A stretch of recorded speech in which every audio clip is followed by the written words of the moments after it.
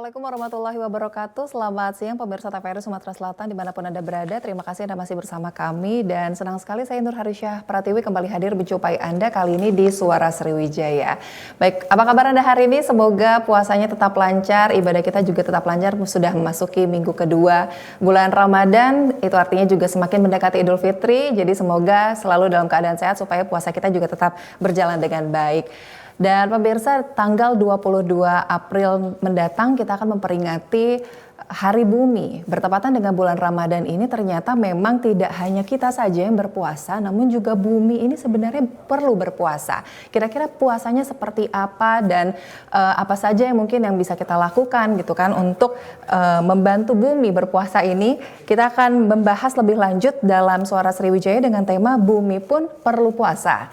Dan sudah hadir bersama saya narasumber di studio TVRI Sumatera Selatan. Langsung saja saya akan sapa. Yang pertama ini ada Mbak Ade Indriani Zuhri, Ketua Umum Sarekat Hijau Indonesia. Assalamualaikum Mbak. Waalaikumsalam warahmatullahi wabarakatuh. Puasa Mbak? Alhamdulillah puasa. Insya Allah puasa ya. Baik, sehat ya Mbak ya. Alhamdulillah. Amin, alhamdulillah. Dan selanjutnya saya juga akan sapa nih narasumber saya yang kedua. Ia seorang aktivis lingkungan dan juga mahasiswa FISIP Unitas Palembang, ada Syawal Afriansyah. Assalamualaikum Syawal. Waalaikumsalam warahmatullahi wabarakatuh. Sehat? Alhamdulillah. Alhamdulillah sehat ya, wah luar biasa. Baik, dan pemirsa apabila Anda juga memiliki pertanyaan, Anda dapat menghubungi kami melalui line telepon di 0711 311 454 atau Anda dapat menghubungi nomor telepon yang tertera di layar kaca. Tema kita hari ini adalah Bumi Pun Perlu Puasa. Baik, saya akan ke Mbak Ade terlebih dahulu nih Mbak Ade. Memang kalau kita berbicara soal bumi ini kan banyak sekali pertanyaan gitu. Salah satunya apakah memang sebenarnya bumi ini perlu untuk berpuasa, Mbak? Ya, dengan tingkat kerusakan bumi secara global saat ini memang manusia wajib melakukan beberapa ikhtiar. Salah satunya itu adalah mengurangi dampak-dampak yang menyebabkan bumi ini menjadi rusak. Misalnya dengan tidak terlalu konsumtif, apalagi di bulan puasa. Bulan puasa ini kan di mana seluruh aktivitas itu berkurang. Betul. Asumsinya kalau aktivitas berkurang berarti kita juga mengurangi ketergantungan terhadap apa yang ada, produk yang ada di muka bumi ini. Misalnya kita mengurangi makanan, kita tidak menggunakan produk-produk yang dapat mengganggu kualitas lingkungan. Kemudian kita juga meminimalisir penggunaan energi dan sebagainya. Jadi memang bulan puasa ini momentum yang paling tepat untuk kita mengurangi ketergantungan kita terhadap hal-hal yang dapat merusak lingkungan. Jadi momen inilah gitu ya yang memang sangat spesial gitu, apalagi bertepatan juga nanti tanggal 22 April kita akan merayakan Hari Bumi seperti itu kan ya. Jadi memang harapannya masyarakat juga memang bisa berpuasa, bumi ini juga bisa berpuasa ya Mbak? Iya, karena aktivitas kan berkurang ya. Betul. Kalau dulu sebelum puasa misalnya aktivitas di pabrik misalnya itu bisa dilakukan sampai malam. Karena kita sekarang berkurang aktivitasnya, orang banyak melakukan aktivitas di rumah. Pandemi kan belum berakhir ya, masih ada pandemi yang terus berjalan. Ditambah dengan bulan puasa, biasanya akan mengurangi berbagai macam aktivitas. Nah ini momen sebenarnya yang paling tepat untuk kita merawat bumi ini gitu, agar lebih panjang umur atau usianya, dengan tidak melakukan hal-hal yang dapat mengurangi mutu atau kualitasnya. Misalnya kita salah satu yang masalah yang terjadi pada masyarakat perkotaan atau urban itu misalnya penggunaan atau sampah yang terlalu banyak diakibatkan dari konsumsi, produksi, tata kelola, tata laksana, yang kemudian juga soal polusi, transportasi, kemudian juga soal pemakaian energi yang berlebihan atau listrik. Kemudian juga masalah air yang banyak digunakan untuk konsumsi dan aktivitas produksi lainnya. Nah itu bisa kita kurangi dengan berpuasa ini. Karena berpuasa ini aktivitas manusia itu menjadi lebih singkat. Singkat, betul. Banyak kegiatannya lebih dikurangi seperti itu ya. Dan mungkin banyak masyarakat yang sampai saat ini tuh sebenarnya tidak menyadari gitu ya Mbak ya, bahwa kondisi bumi saat ini tuh sebenarnya sudah tidak seindah dulu seperti itu ya, sudah tidak sebaik dulu. Mungkin kondisi bumi itu bisa digambarkan secara universal gitu, apa perbedaan yang sangat signifikan gitu Mbak antara sekarang Ya, dan zaman dulu. manusia ini, bumi ini kan bertransformasi, begitu juga dengan manusianya kan. Kalau dulu kita tidak perlu dikhawatirkan dengan produksi ya, karena manusia itu kan hanya meramu saja, artinya dia berburu mencari makan di alam luas ya, tapi tidak ada pabrik dan sebagainya. Nah, makin ke sini peradaban kan berubah. Jadi kita banyak sekali manusia itu sudah ketergantungan terhadap sesuatu yang rekayasa. Jadi dia dan manusia juga terobsesi untuk menggunakan sesuatu yang direkayasa itu. Artinya ketergantungan kita terhadap produk-produk itu semakin besar atau semakin kuat. Nah, kalau dulu kan kita masih bisa lihat sawah, bisa kemudian masih lihat suara burung ya. Nah, kalau sekarang kan itu menjadi kemewahan. Untuk kita bisa mendapatkan semua itu kita harus ada satu tempat yang kita mendapatkan semuanya. Nah, itu salah satu ciri yang disebut bumi ini sudah semakin tua atau semakin rusak karena apa yang kita dapatkan pada waktu yang lalu, yang lampau itu tidak kita dapatkan lagi pada sekarang. Nah, pertanyaannya bumi ini harus dirawat karena bukan milik kita saja, tapi milik generasi yang akan datang.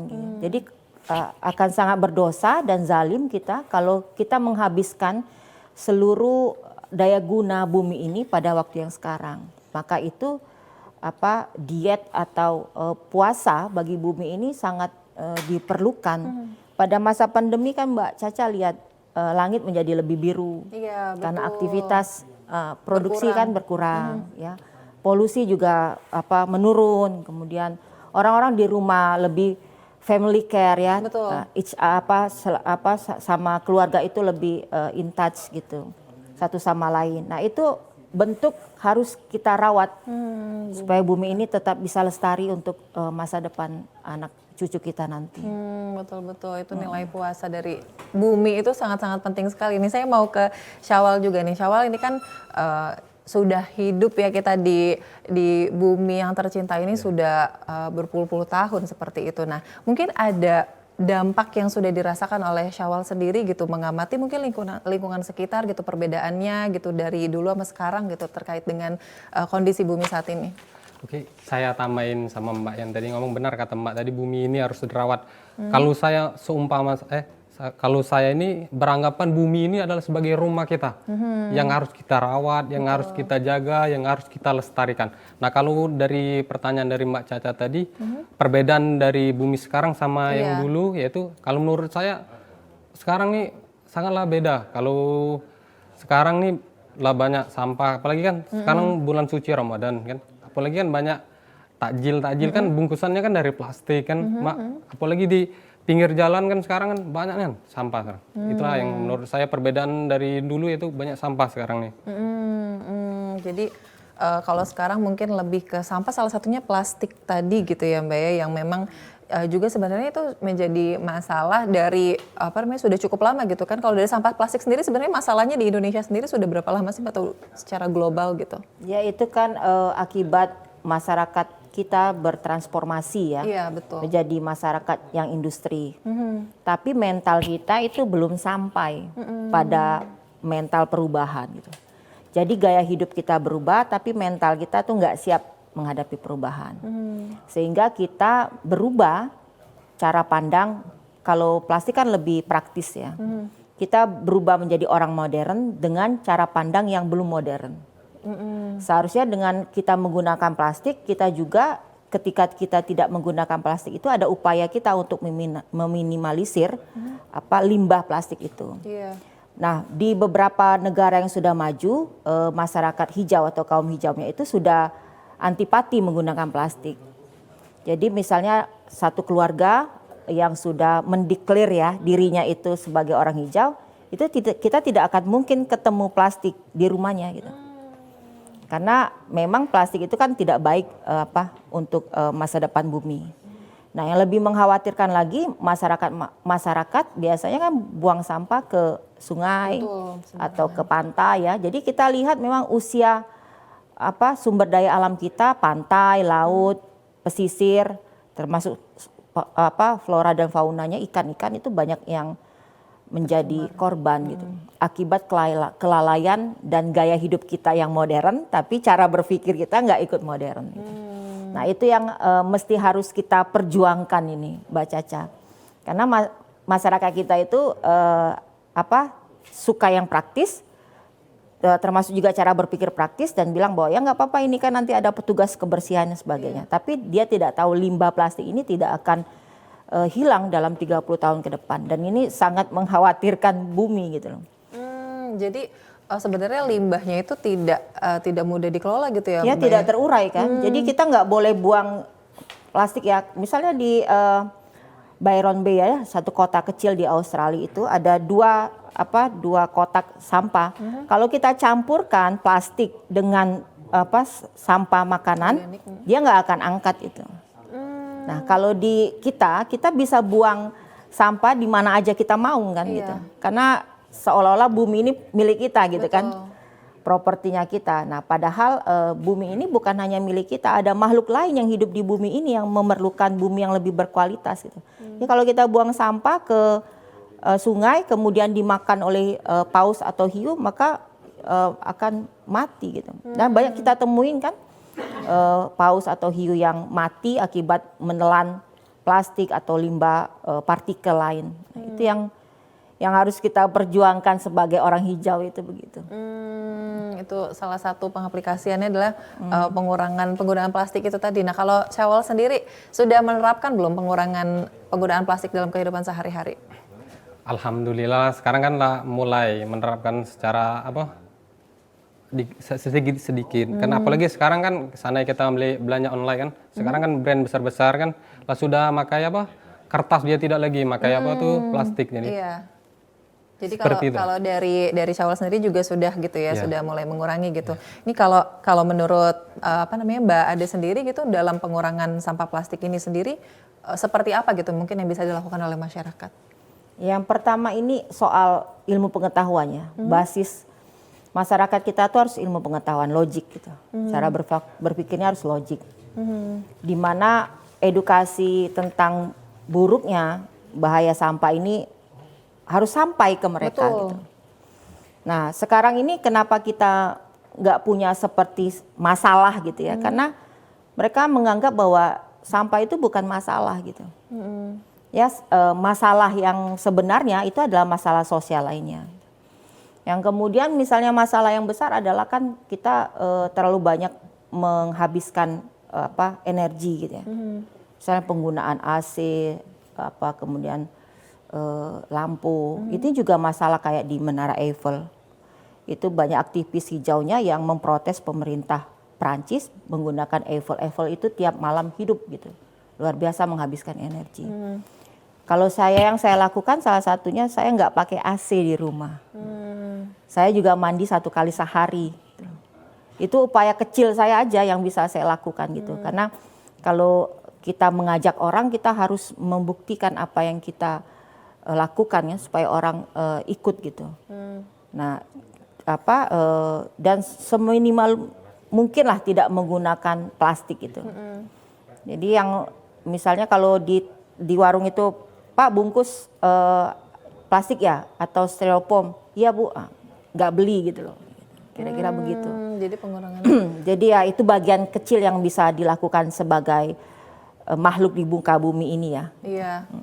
Oh, jadi memang pengurangannya itu sendiri balik lagi ke kita gitu. Meskipun kita melihat mungkin kondisi di sekitar seperti tempat belanja kita mungkin ada yang masih menggunakan plastik. Bagaimana caranya penahanan dirinya itu dari kita sendiri gitu ya, Mbak ya, mungkin atau membawa tas belanjaan sendiri gitu ya. Jadi salah satu bentuknya. Baik. Dan kita akan berbincang lagi Mbak Ade dan juga Syawal. Pemirsa, kami akan kembali usai jeda berikut, tetaplah bersama kami.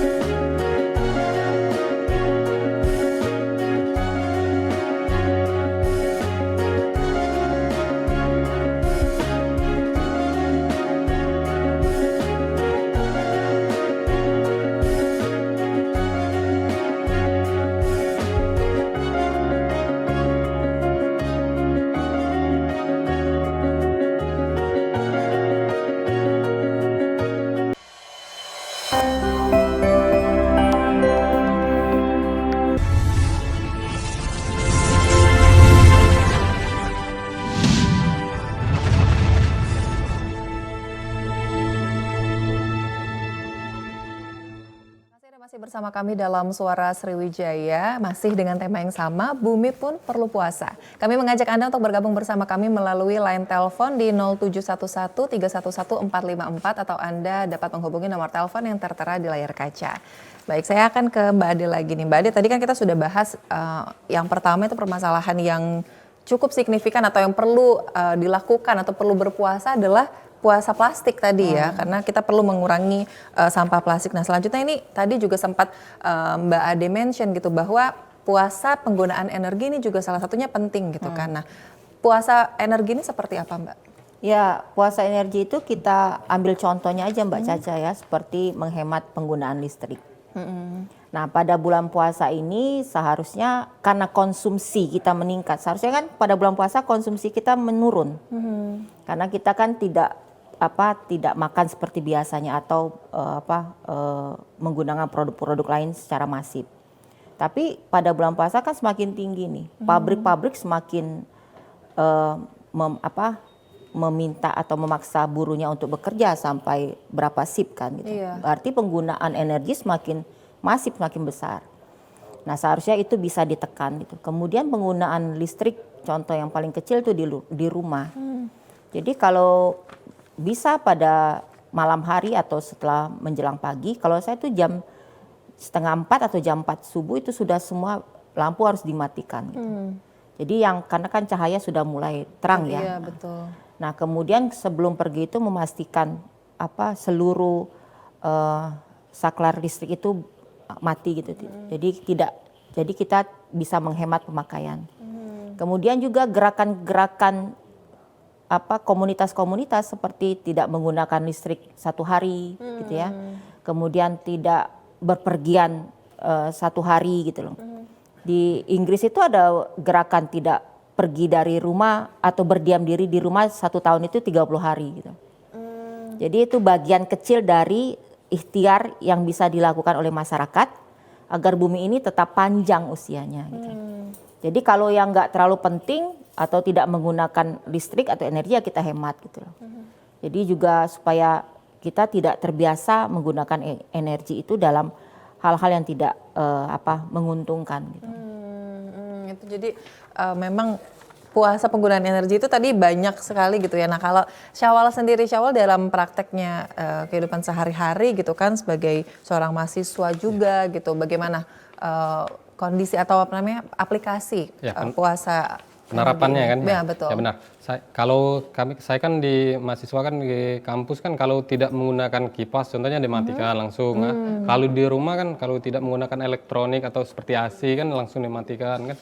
Dan lampu juga menggunakan cuma 1 kami di rumah untuk menghemat energi listrik seperti itu, Mbak. Terus kalau misalnya mungkin apakah Syawal ini giat gitu untuk mengingatkan kondisi teman-temannya seperti apa gitu, mungkin mengingatkan teman-teman supaya melakukan penghematan listrik? Kalau untuk sekarang kan mungkin sekeluarga aja kan. Di keluarga dulu. Keliling rumah atau listrik itu perlu untuk kita ke depan, jangan sampai listrik ini krisis kan seperti itu. Oke, baik, kita ada penelpon nih, kita angkat dulu. Halo, Assalamualaikum, selamat siang. Halo. Iya, baik, siang, dengan siapa di mana? Dengan Asih Palembang. Baik, Mbak, silakan pertanyaannya untuk Mbak Ade atau Syawal ini. Sekarang kan sampah itu udah nggak bisa dipantau lagi, ya banyak banget sampah. Kira-kira apa saran untuk pemerintah supaya bisa mengurangi sampah? Baik, itu aja Mbak Afi atau ada pertanyaan lain? Ya itu. Oke, baik, terima kasih Mbak Afi pertanyaannya. Oke, pertanyaannya dari Mbak Afi di Palembang. Sampah ini sudah banyak, bagaimana Mbak sarannya mungkin untuk pemerintah? Memang ini berpengaruh atau berhubungan dengan perubahan kebijakan. Jadi memang pemerintah atau negara harus ikut campur dalam hal ini karena untuk meminta masyarakat untuk tidak buang sampah itu sesuatu yang agak sulit pada saat ini ya. Karena ini banyak latar belakangnya, terutama soal kultur. Jadi apalagi masyarakat pedesaan itu atau suburban itu merasa bahwa tidak masalah untuk buang sampah sembarangan gitu. Tapi kalau di kota ini akan menyebabkan banjir, Nah, kalau sudah menyebabkan banjir, siapa yang harus disalahkan kan begitu. Jadi memang pertama yang harus dilakukan pemerintah itu satu, memperkuat regulasi. Jadi regulasi-regulasi untuk menahan laju pembuangan sampah ini harus diperketat atau diperkuat ya. Misalnya dengan menerapkan sanksi. Kemudian tapi yang paling penting adalah juga mentransformasi pandangan masyarakat bahwa membuang sampah itu keliru. Kemudian juga melakukan upaya-upaya aktif, misalnya bank sampah. Kemudian juga mengedukasi masyarakat dengan membuat sampah ini, limbah sampah ini menjadi produk yang produktif. Nah, ini contohnya ya, misalnya tempat-tempat botol minum air itu bisa dibuat menjadi tanaman hidroponik, tempat tanaman hidroponik. Nah, nanti misalnya di satu kelurahan atau desa dia distimulan gitu, sayurnya itu dibeli gitu loh. Supaya masyarakat jadi berminat untuk menanamnya dengan memanfaatkan botol-botol plastik. Karena kalau hanya dihimbau saja, maka masyarakat tuh merasa nggak punya keinginan gitu. Karena kan menurut mereka akan menambah beban baru ya, aktivitas harian mereka tuh bertambah gitu. Jadi mereka harus distimulan bahwa kalau bapak atau ibu-ibu menanam sayur hidroponik di botol ini, maka sayurnya nanti akan kita beli gitu. Kemudian juga misalnya membuat kelurahan yang bersih tanpa sampah itu ada apresiasinya, ada rewardnya. Benar-benar. Ataukah siapa masyarakat atau rumah yang paling bersih, maka anaknya akan dapat beasiswa misalnya. Nah, ini kan langkah-langkah yang bisa dilakukan oleh pemerintah. Kemudian juga yang paling penting adalah masyarakat kalau terjadi banjir, ini salah satu contoh ya Mbak ya. Kita bikin tribunal gitu atau tuntutan kepada pemerintah supaya pemerintah lebih awas gitu. Jadi segala sektor atau usaha itu kita harus lakukan. Kemudian bagi soal bank sampah ini penting kepada masyarakat yang tidak memisahkan sampah plastik dengan sampah makanan, misalnya rumah tangga, maka sampahnya nggak akan diangkat gitu. Nah, itu membuat masyarakat juga akhirnya kan merasa bahwa mereka harus melakukan sesuatu. Dan yang paling penting adalah perilaku ya, perilaku birokrat kita, kemudian para pemimpin kita itu harus menunjukkan perilaku yang lebih hijau gitu. Jadi kita misalnya ada gerakan untuk berjalan kaki, kemudian ke kantor naik sepeda misalnya, atau kita menyediakan tempat-tempat di mana semua tempat di misalnya Kota Palembang ini ada tempat sampahnya. Kalau Mbak Caca pernah jalan-jalan ke Singapura kan, kita sulit sekali cari tong sampah kan. Tapi kita nggak berani buang Kita sampah. nggak berani buang sampah karena ada denda. Nah begitu juga kalau perlu seluruh Palembang ini untuk tahap awal dipasang CCTV. Jadi siapa yang buang sampah besok datang surat pemberitahuan bahwa Anda didenda karena sudah buang sampah sembarangan. Gitu. Jadi ada upaya-upaya seperti itu sembari upaya-upaya edukasi tetap dilakukan. Gitu. Jadi berjalan beriringan gitu ya, Mbak. Iya, Jadi paralel. nggak cuman edukasi aja atau nggak cuman reward atau stimulan saja gitu kan. Jadi memang masyarakat kita perlu adanya kedua hal tersebut gitu, reward dan juga stimulasinya. Betul. Dan saya mau ke Syawal juga nih. Syawal, kalau berbicara mengenai bank sampah atau pengelolaan sampah gitu kan. Nah, kalau dari Syawal sendiri apa punya pengalaman gitu untuk pengelolaan sampah di sekitar lingkungan? Kalau untuk dari pertanyaan itu tadi ya, saya tambahin aja Mbak ya. Mungkin itu kalau kurang agak saya maafkan aja. Nah, kalau menurut saya ada dua yang perlu maksud saya itu untuk menyikapi agar sampah ini berkurang. Yang pertama, pemerintah harus membuat kebijakan yang tegas agar masyarakat ini tidak membuang sampah sembarangan. Yang kedua yaitu masyarakat yang harus sadar diri bahwa sampah ini berbahaya, bahwa sampah ini mencemari lingkungan kita kan. Nah, kalau untuk pengalaman tadi ada di taman siswa disiapkan setiap kampus itu ada kotak sampah agar mahasiswanya itu sadar diri bahwa tidak boleh membuang sampah sembarangan. Seperti itu, Pak. Kalau terkait dengan pengelolaan sampah, misalnya daur ulang sampah gitu-gitu, atau di daerahnya mungkin? Ada. Kalau di daerah kami yang ada botolan itu tadi kan dibuatnya untuk keranjang, kerajinan kan. Jadi dikelola kembali Ya. gitu ya. Jadi nggak cuman dibuang aja gitu kan. Nah, kalau untuk di Palembang sendiri sebenarnya tempat untuk pengelolaan sampah dan lain-lainnya sebenarnya gimana, Mbak? Ya, sampah ini kan banyak jenisnya, Mbak. Yang paling mengkhawatirkan sekarang kan adalah sampah fashion ya. Dan sampah elektronik itu. Itu juga mengkhawatirkan. Makanya kita juga harus punya satu gerakan di mana kita revintage gitu ya, kembali ke produk-produk yang lama. Jadi baju-baju yang masih bisa dipakai itu dimodifikasi supaya kita nggak membeli lagi gitu. Karena itu kan limbahnya luar biasa ya, karena ada pewarna, campuran tekstil dan sebagainya. Nah, kalau untuk pengolahannya ya, kalau yang sampah yang rumah tangga, makanan kan bisa kita jadikan pupuk. Tapi sampah plastik ini harus ada inovasi gitu. Betul. Misalnya seperti yang saya sampaikan tadi, atau dibuat jadi kerajinan, jadi tas ya, jadi produk yang itu dipakai oleh pemerintah daerah sebagai goodie bag gitu ya, sebagai souvenir. Ya, jadi ada appreciate kepada masyarakat sehingga masyarakat mau mengumpulkan sampah.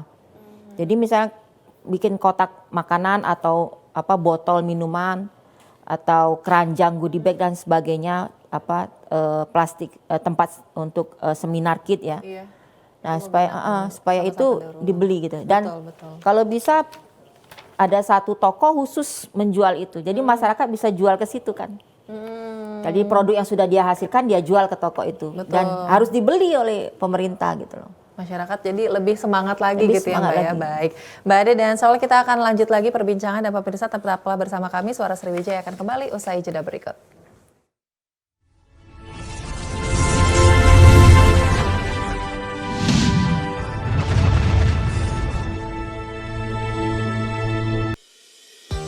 Guna mendukung migrasi siaran TV analog ke digital, TVRI akan memulai tahapan analog switch off di 11 kota dan Batam dan akan dilanjutkan secara nasional mulai 2 November 2022. Siaran TVRI sudah dapat ditonton melalui TV digital. Terdiri dari 4 kanal digital. Kanal 1 TVRI Nasional, Kanal 2 TVRI Daerah, Kanal 3 Budaya, dan Kanal 4 Olahraga. Siaran TV digital dapat dinikmati dari televisi yang telah dilengkapi perangkat digital atau dengan televisi lama menggunakan set-top box. Siaran TV digital memberikan kualitas gambar yang bersih, suara jernih, dan beragam konten secara gratis.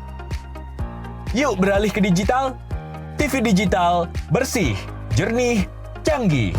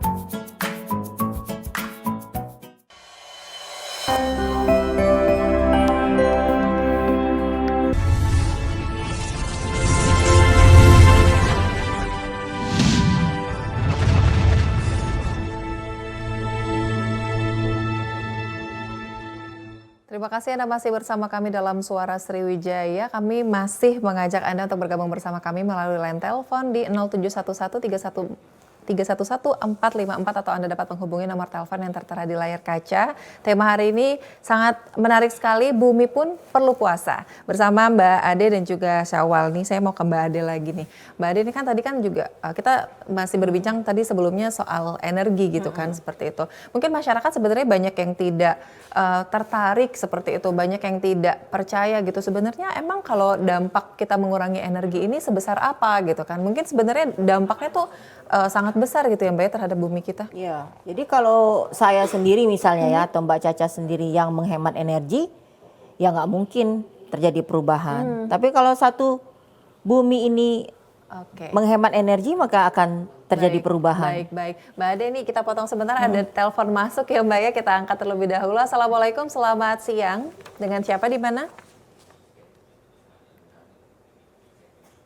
Oke, baik, terputus.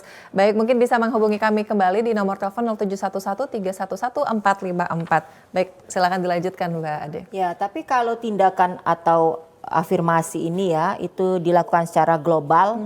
Jadi ada satu hari misalnya yang dibuat oleh pemerintah bahwa misalnya ya, tanggal 22 April kita wajib tidak menggunakan energi.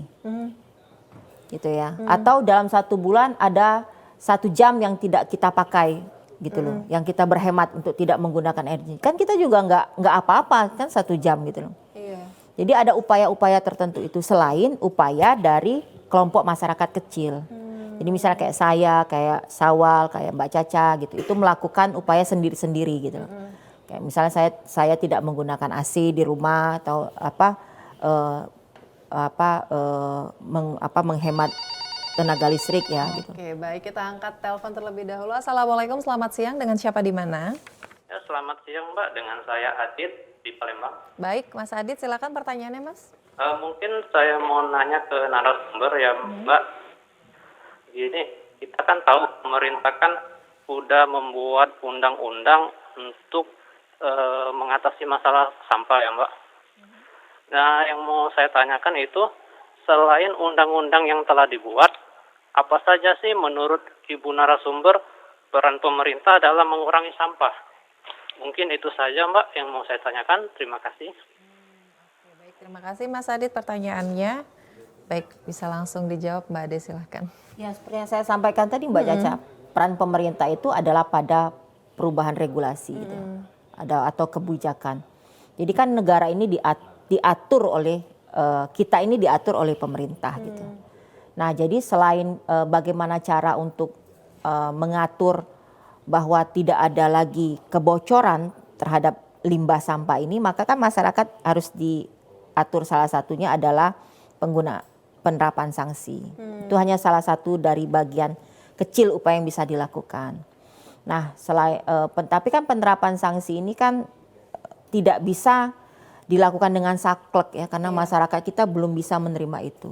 Nah, itu diimbangi dengan perubahan atau pemberian edukasi gitu. Tapi masyarakat dan pemerintah itu harus paralel gitu, sinergi.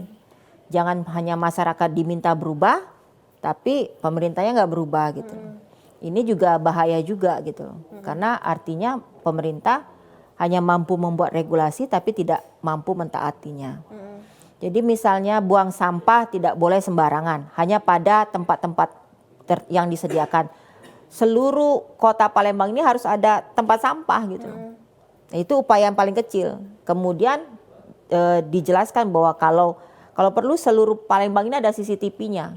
Seperti yang saya sampaikan tadi. Sehingga kalau ada orang buang sampah, besoknya dapat surat kan, Anda sudah membuang sampah, oleh karena itu silakan datang ke pengadilan sampah gitu kan. Di bawah dinas apa gitu untuk membayar denda. Nah, kalau ada upaya-upaya seperti itu, orang akan berhati-hati untuk membuang sampah. Tetapi kenapa masyarakat bisa membuang sampah seenaknya? Karena tidak ada upaya hukum gitu loh.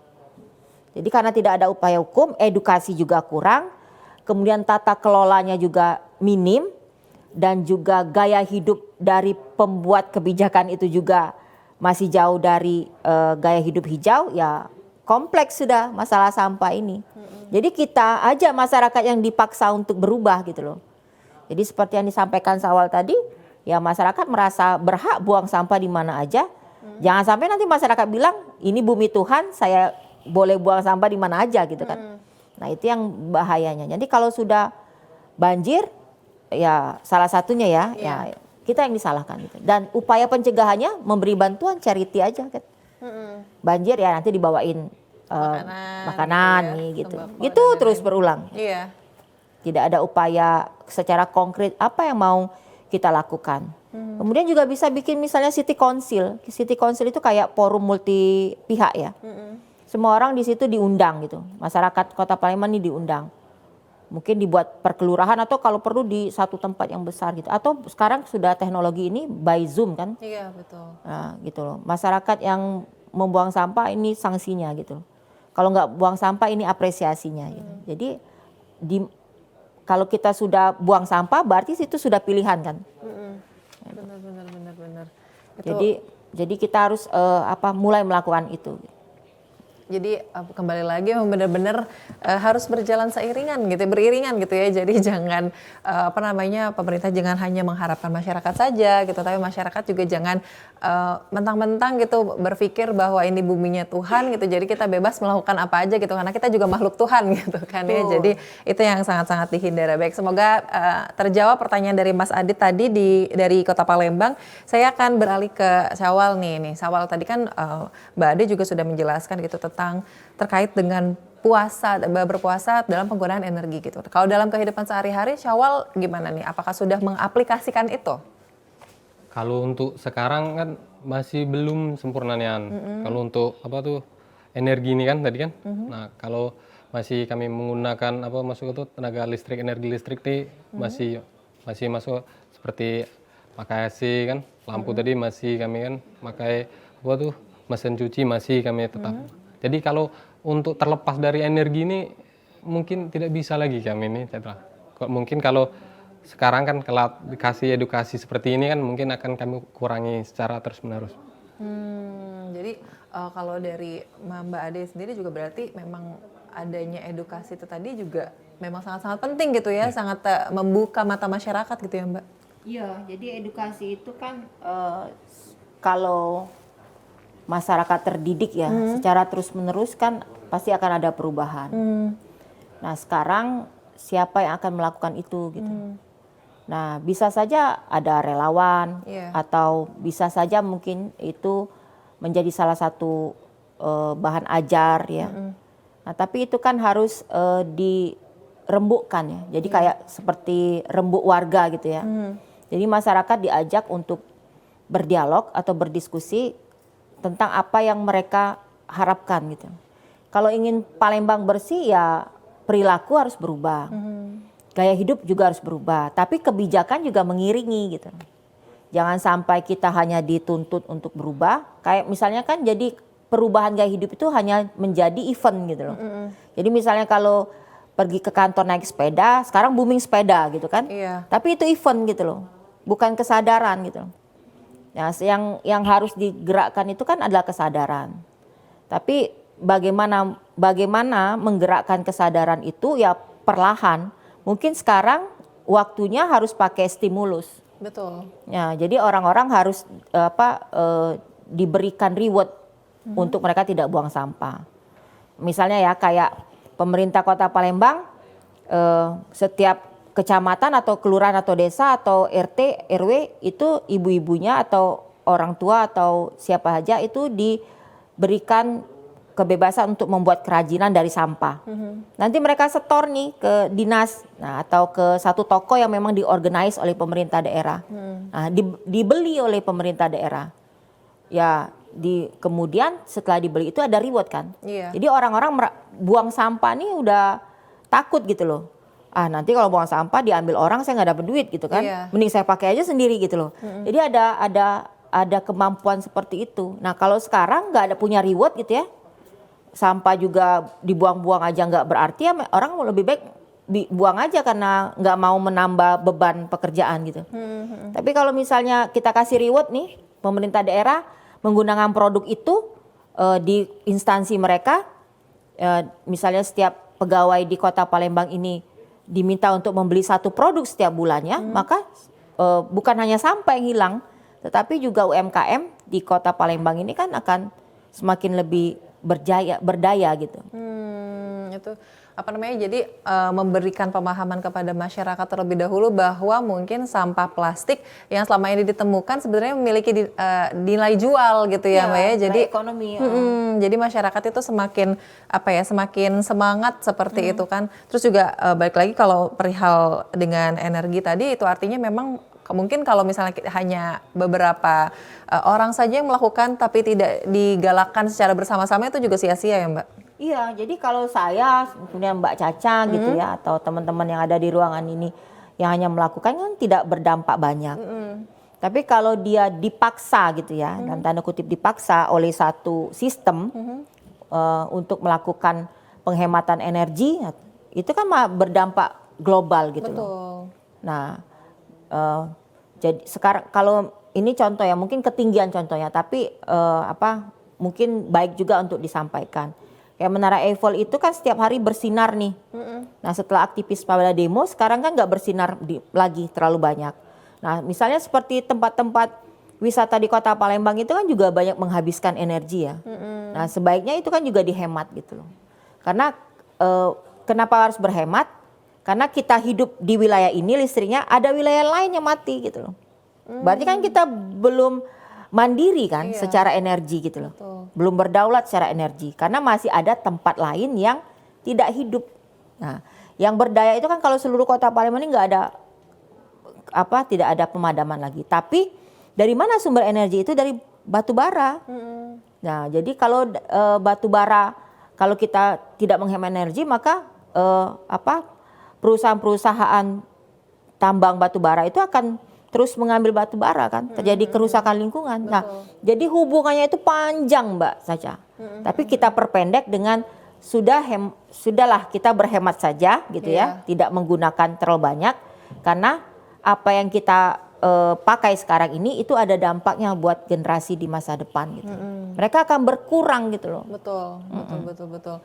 Jadi berpikirnya tuh jangan hanya untuk diri kita saja gitu, masih ada anak cucu yang bisa merasakan gitu kan Mbak ya. Nah tadi ini juga sempat dimention juga oleh Mbak Ade gitu bahwa sampah makanan ini juga salah satu yang cukup besar ya untuk di Indonesia sendiri juga sangat tinggi gitu ya Mbak ya tingkatnya. Saya kurang tahu kalau di Palembang ya, tapi di Jakarta itu satu hari itu hampir 100 ton. Wah, itu berasal dari rumah tangga saja? Rumah tangga dan sekitarnya, rumah tangga, perhotelan, dan macam-macam itu. Jadi, tapi kan sampah rumah tangga itu jauh lebih gampang ya pengelolaannya, karena dia bisa dijadiin pupuk. Tapi yang bikin kita deg-degan ini kan sampah limbah yang tidak bisa diurai ini. Atau yang tidak bisa didaur ulang kan. Misalnya plastik, elektronik, sampah pakaian gitu loh. Sampah-sampah di beberapa negara maju. Baik, ada telepon kita ajak dulu. Assalamualaikum, selamat siang. Dengan siapa di mana? Baik, halo. Dengan Edi, Bu. Baik, dengan Pak Edi. Baik, silakan Pak pertanyaannya untuk narasumber kita. Gini Bu, saya mau tanya ini sekaligus ingin menyampaikan saran kepada pemerintah terkait penanggulangan sampah ini Bu.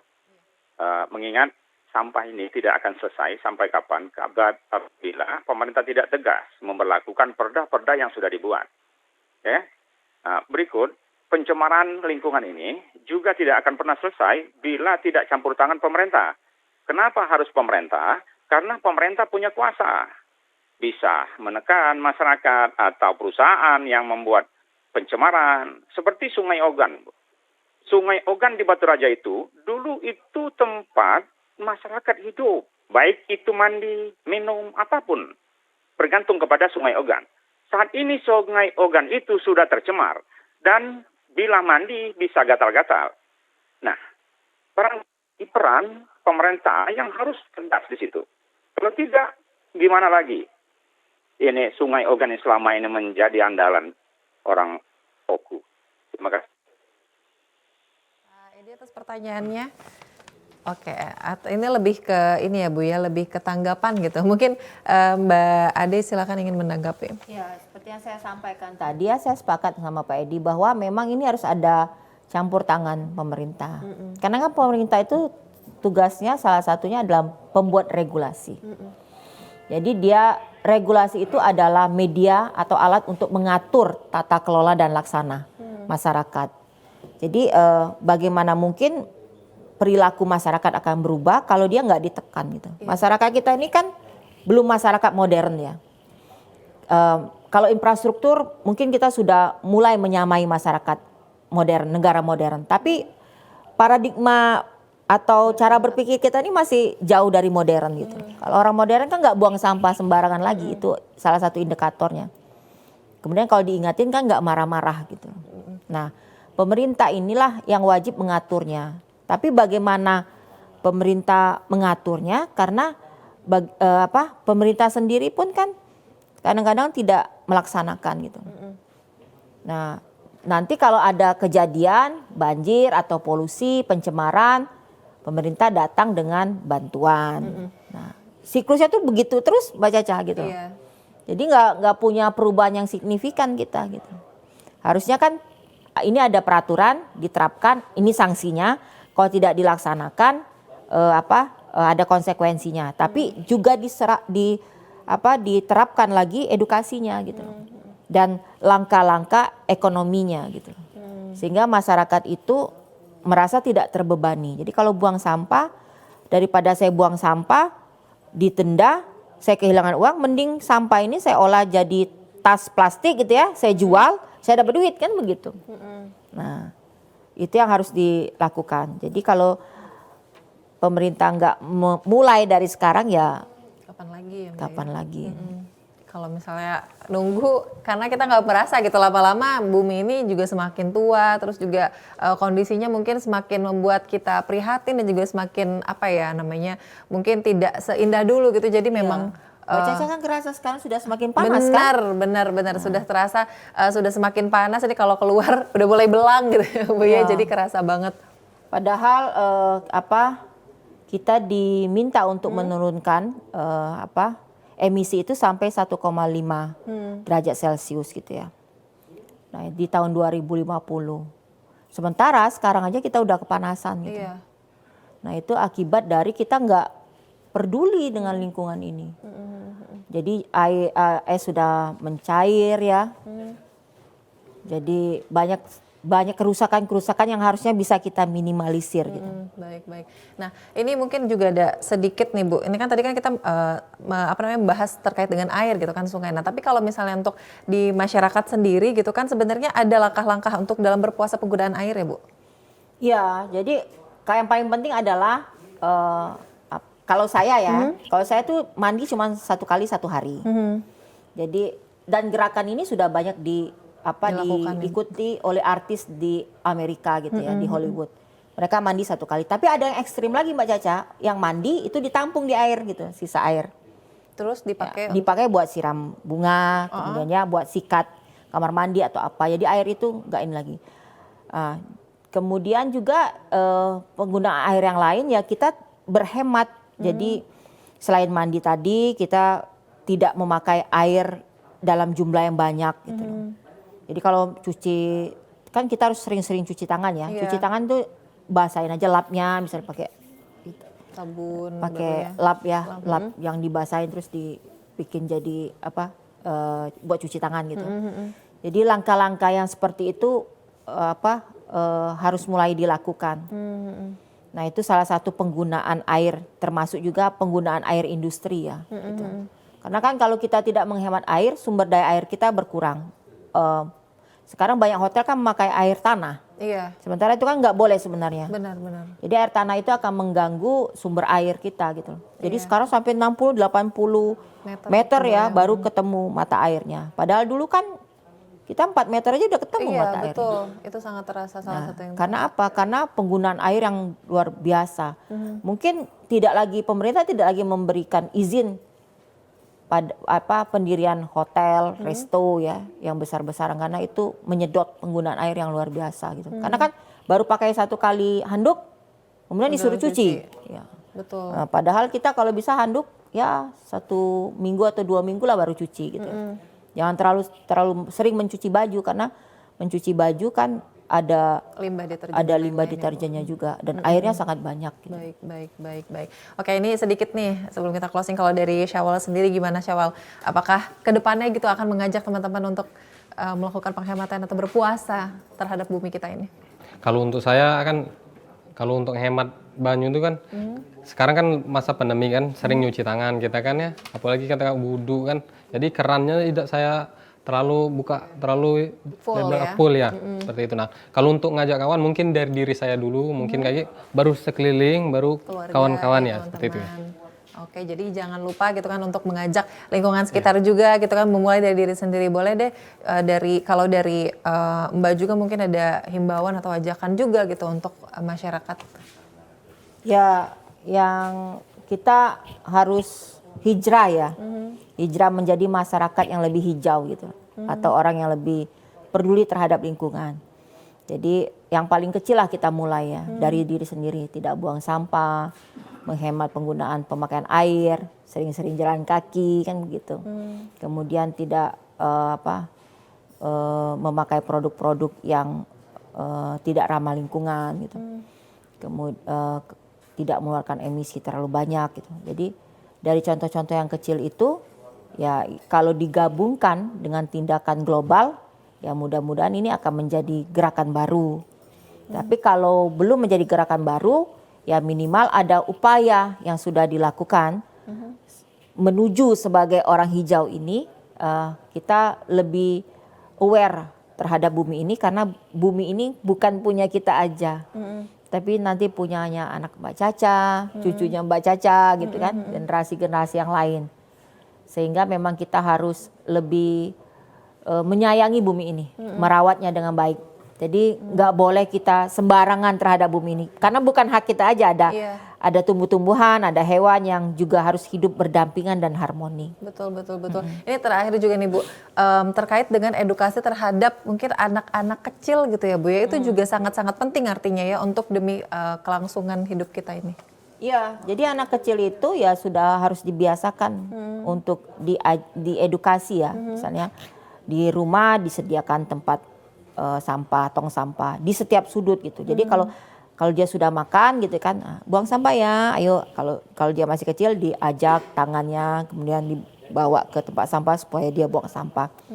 Kan apa yang kita lakukan hari ini itu adalah cerminan dari didikan orang tua kita kan. Betul. Nah itu kan yang kita bawa ke anak kita nanti. Nah kalau ini sudah kita lakukan terhadap anak kita atau generasi kita, mudah-mudahan dia akan melakukan itu di masa depan. Betul, dan mendidik anak-anaknya jadinya seperti itu ya. Baik, semoga perbincangan kita hari ini bermanfaat untuk pemirsa TVRI Sumatera Selatan dimanapun Anda berada. Senang sekali bisa berbincang hari ini bersama Ketua Umum Sarekat Hijau Indonesia, Mbak Ade Indriani Zuhri. Terima kasih juga Syawal Afriansyah, aktivis lingkungan sekaligus mahasiswa FISIP Unitas Palembang, sudah hadir bersama kami. Semoga bumi kita semakin baik lagi. Terus juga bumi memang sangat-sangat perlu berpuasa supaya kondisinya juga bisa semakin indah dan mungkin kembali pulih gitu ya, untuk menjadi tempat tinggal makhluk hidup, makhluk Tuhan Yang Maha Esa. Akhir kata, saya Nur Harisya Pratiwi mewakili seluruh kerabat kerja bertugas pamit undur diri. Terima kasih Anda telah menyaksikan Suara Sriwijaya. Kami akan kembali di episode selanjutnya. Wassalamualaikum warahmatullahi wabarakatuh. Sampai jumpa.